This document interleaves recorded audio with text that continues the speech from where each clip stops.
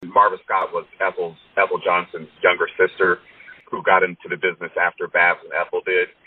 And as Kim Martin, Marva Scott's daughter, describes, it could have been the American Mafia who had this run-in with Marva where they threatened her. But that moment with Marva and those people from the Mafia threatening to dangle her from a skyscraper window if she didn't throw this match, that was sort of like a straw that broke the camel. Even though that was a very serious thing, it was sort of like, that was like the way Kim describes it, the accumulation of all the years of, as you said, having to deal with the segregation and the sexism. It was just like, that was like a point where Marva just, it was just too much weight to bear, and she had to be taken to a sanitarium to recover.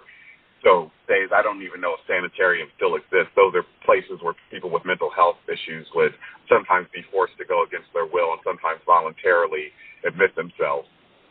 So that was an episode that really, really dealt with mental health as like the main challenge that Marva Scott as a wrestler dealt with at that time.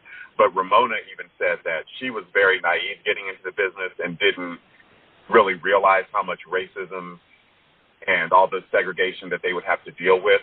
And Ramona even said, if I had known ahead of time, I don't know that I would have become a wrestler because it took such a toll. And Ethel says she doesn't use the word, she said it was very depressing.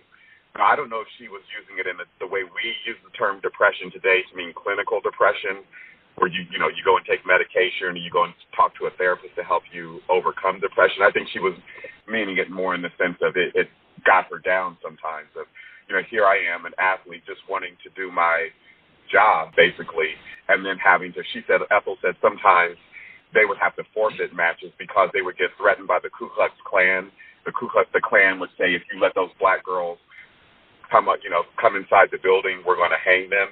So Ethel said, yes, she got depressed sometimes. It just, anybody dealing with that on a constant basis, it would get to them.